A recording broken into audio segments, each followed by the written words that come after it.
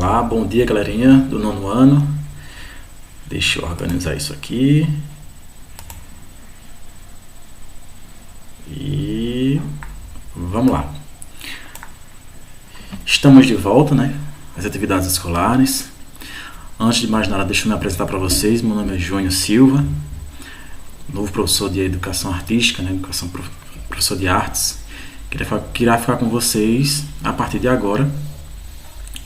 E, infelizmente, por uma situação incomum, nós vamos começar assim, à distância, pois estamos em isolamento social e assim devemos o fazer, né? Porque a gente tem que entender que nesse primeiro momento, o ficar em casa, o ficar distanciado, evitar aglomerações, não é uma situação de castigo ou algo desse tipo. A gente tem que entender como uma prevenção de algo pior para a gente e para as pessoas que a gente ama, que a gente tem perto, que é a nossa família. Então agora a gente está fazendo um trabalho individual para um bem coletivo. E dando continuidade às nossas atividades em artes, a gente vai começar a ver a vanguarda europeia e expressionismo. Vocês já viram no período anterior às férias de abril alguns conteúdos, né? Pré-modernismo, impressionismo, entre outros. A gente agora vai dar continuidade. A gente vai começar a estudar mais uma vanguarda europeia. O expressionismo, ele não vem como uma escola literária, ele não vem como um estilo de época, vem sim como uma precipitação, né, que vai antecipar uma escola literária. A gente chama isso de vanguarda, né? Nesse caso, vanguarda europeia, porque esse movimento ele se inicia na Europa, se inicia na Alemanha, né? E ele vem aí para se contrapor a esse impressionismo. Como assim, professor? Deixa eu passar aqui. A gente tinha o impressionismo, que marcou, né, a arte moderna, buscava uma melhor captura nas variações de cores da natureza, né? Teve como seu precursor, a sua origem, né, a pintura de Claude Monet, a pintura intitulada Impressão Nascer do Sol. E esse expressionismo ele vem para se contrapor a esse impressionismo, né? Foi um movimento artístico e cultural, o expressionismo.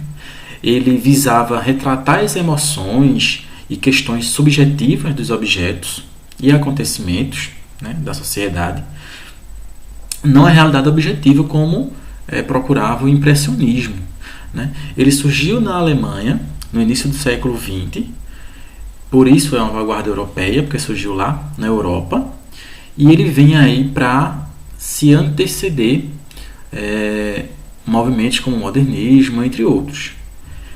Características marcantes dessa vanguarda é as cores fortes, as fortes pinceladas, né? E a deformação da realidade. Mas a gente vai ver com calma nos próximos slides. Mas assim, uma grande característica do expressionismo, como o próprio nome já diz, são expressões marcantes, cores fortes, cores vibrantes, certo? E deixa eu tirar aqui. Ele foi um movimento artístico, como eu disse a vocês, e cultural, que aconteceu na Alemanha.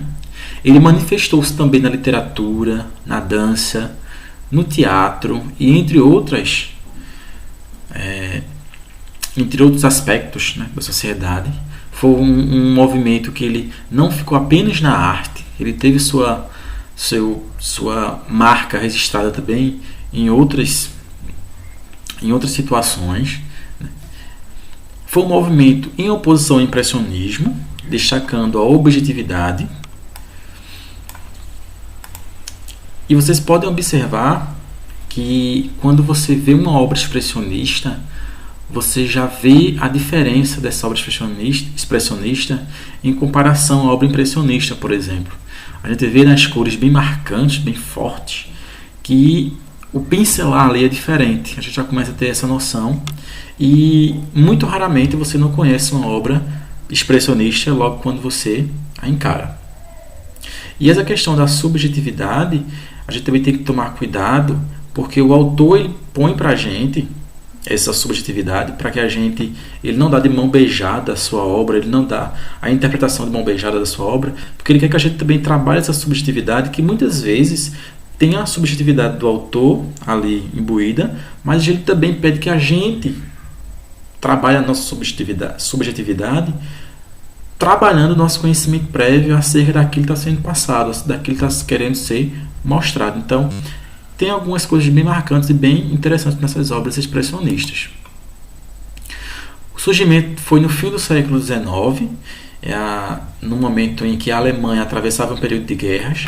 Então, essa deformação da realidade que eu disse para vocês, como característica do expressionismo, também vem marcado pelo fato de o momento que o expressionismo ele acometeu, né, entre 1905 até a Semana de Arte Moderna, lá em 1922, ou seja, cerca de 20 anos que o expressionismo ficou aí marcado na sociedade.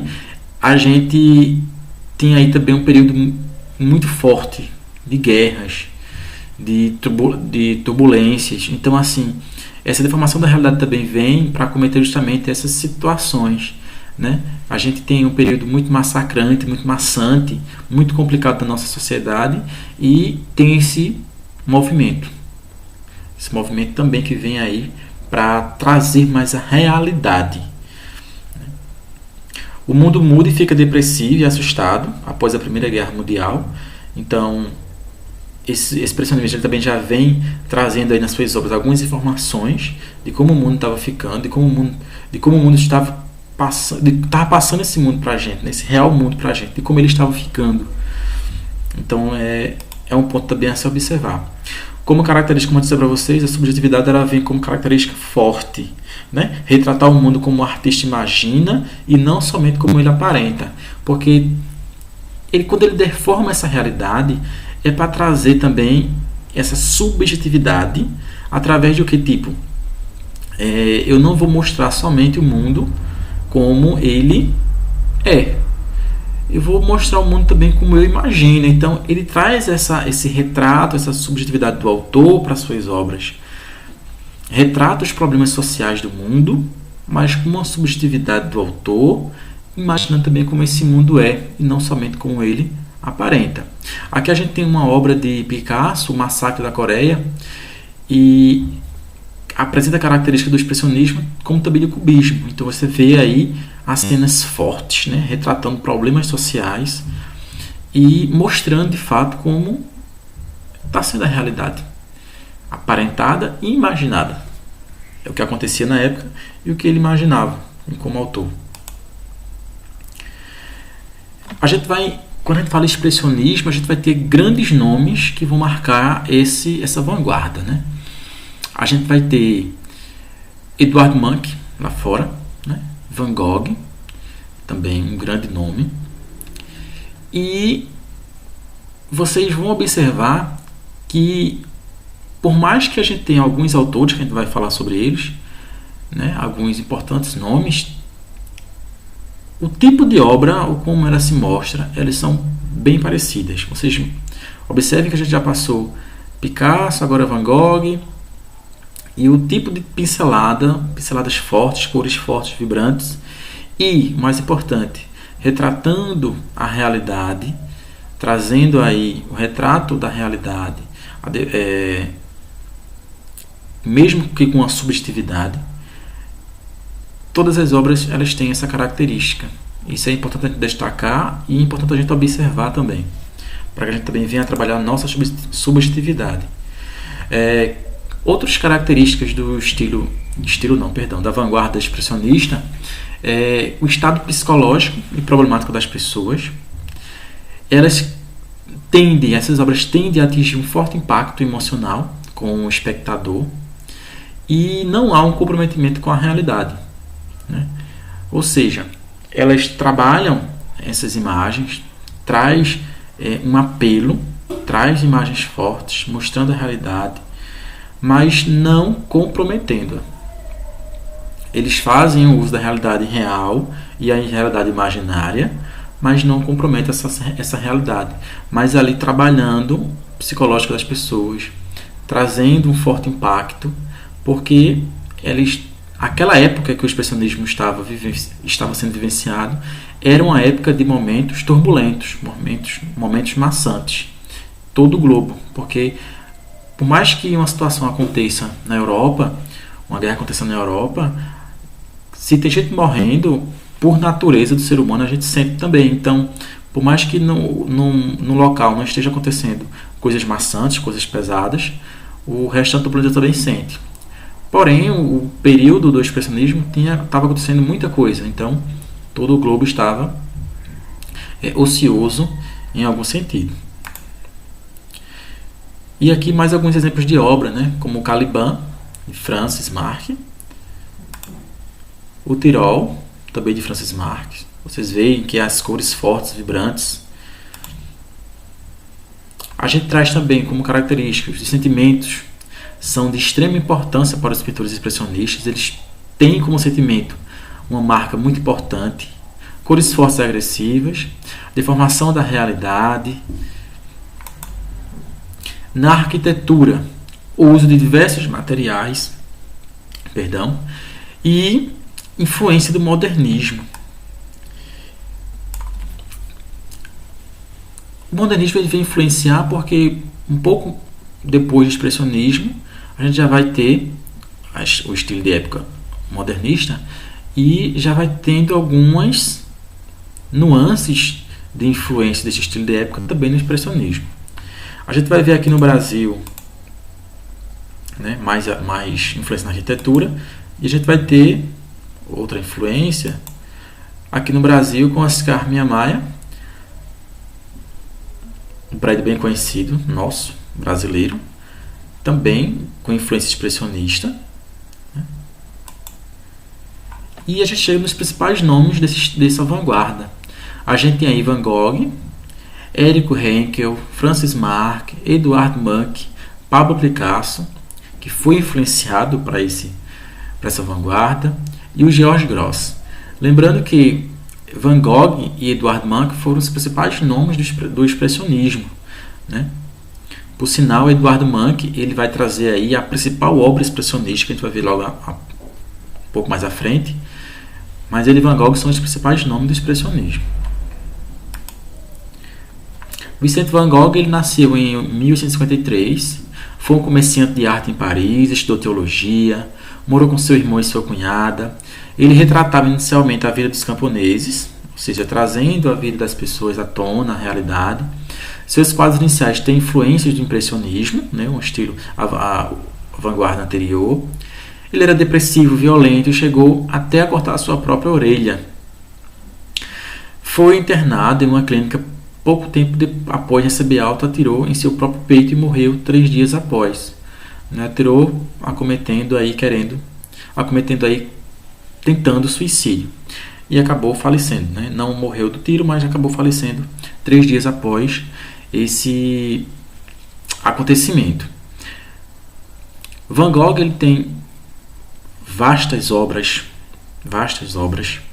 um homem muito importante para a nossa literatura artística, e também está aí como os principais nomes do expressionismo. Um das célebres obras de Van Gogh é o Homem Velho com as Mãos na Cabeça. Vocês observem nessa foto, nesse quadro, né, nessa imagem no caso, que além das cores fortes, a gente consegue, através da leitura de imagem, imaginar que esse homem está passando por uma situação bem difícil, bem angustiante, bem maçante, e era justamente essa subjetividade que os autores expressionistas queriam passar para a gente.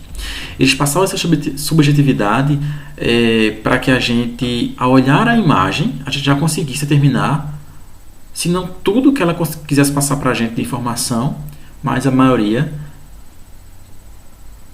das informações que ele quisesse que a gente soubesse através dessa imagem. Você vê uma pessoa com a mão na cabeça, você imagina ali dor, sofrimento, angústia. Né? Então, assim, essa subjetividade ele não dá de mão beijada, mas ele também, através da imagem, permite com que a gente consiga entender e interpretar essa imagem. Isso é o que é bem interessante do expressionismo. A distorção também é um fator característico das obras expressionistas.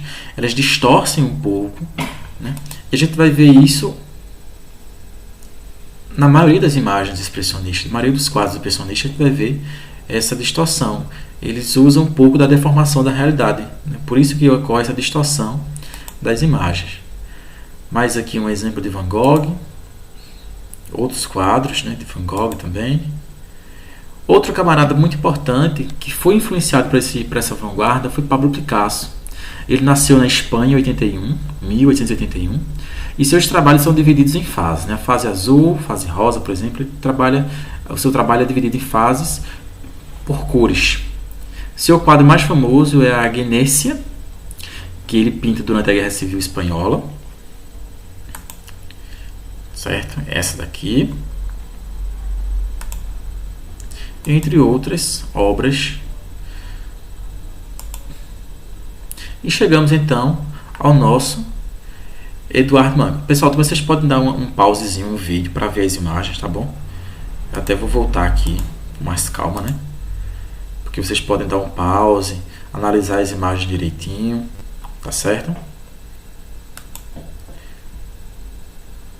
Cores fortes, marcantes, vibrantes. E aqui está nosso Eduardo Manque, o principal nome do expressionismo. Nasceu na Noruega em 1863. Foi um importante artista plástico norueguês. É considerado por muitos estudiosos das artes plásticas como um dos artistas que iniciaram o expressionismo na Alemanha, lá no início do século XX.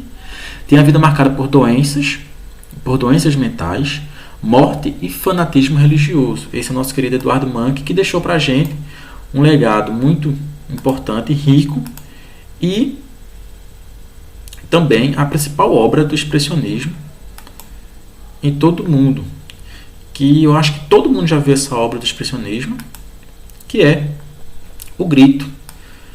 O Grito, deixa eu botar aqui. O Grito ele foi pintado em 1893. Ele representa uma figura andrógena em um momento de desespero. Andrógena por quê? Porque a gente não consegue identificar se é um homem ou se é uma mulher nessa imagem. Por isso que ele representa uma figura andrógena. E em um momento de desespero, né? Um estado de saúde precário, em pinturas tortas, ondas sonoras do grito. Por isso que ela recebe esse nome de O Grito. Apenas a ponte não sofre com o grito, né? A ponte é morta e não é natural. Apenas a ponte, aqui é um erro de digitação, apenas a ponte não sofre com o grito, porque a ponte ela é morta e não é natural. Mas todo o resto sofre com o grito. Vocês podem ver que até a imagem posterior, a figura andrógena, ela fica distorcida, porque essa é a deformação da realidade. Porque o grito ele dá ideia de medo, de algo ruim. Se eu grito, né, posso estar dando um grito de alegria? Posso, mas quando a gente olha para essa imagem, a gente nota que essa pessoa não está gritando de alegria. É o grito de medo, de desespero, de aflição. Então a gente entende que essa imagem está trazendo situação ruim, né? Uma situação ruim para a pessoa que está vivenciando. E o expressionismo no Brasil? O expressionismo no Brasil, ele acontece com grandes nomes também, entre eles Anita Malfatti, Cândido Portinari, Lázaro Saga, Oswaldo Coelho, e eles também deixam sua marca registrada aqui no Brasil, né? Com obras importantíssimas também, certo? Aqui está um exemplo de uma obra expressionista brasileira, tá bom? Obra de Portinari. Essa obra aqui, pessoal, obra dos Sertões, retrata o sertão brasileiro, né? Seca, da miséria. Então, assim, trazendo também aí crítica à sociedade, né? O negro, escravo, trabalhador, certo? As famílias camponesas, sempre com cores fortes, marcantes, como todo expressionismo. Mais uma imagem. Certinho? E é isso. Expressionismo começou na Alemanha, nesse século XX, teve 20 anos aí de ascensão, traz deformação da realidade, traz subjetividade, cores fortes, cores marcantes, grandes nomes, principal nome Eduardo Munch, lá fora, aqui Anita Malfatti, Cândido Portinari, certo? E é isso. Proposta dos expressionismos: cores intensas e simbólicas, fazendo um resumão, imagens sugestivas de formação da realidade, mostra seus aspectos hediondos, terríveis e dolorosos, valorização dos conteúdos subjetivos da expressão, trabalha o estado psicológico de valores humanos e traz sempre denúncias sociais. Beleza, pessoal? E é isso. A gente fica por aqui. Agora vocês vão lá, que a gente tem uma atividadezinha sobre expressionismo para vocês fazerem.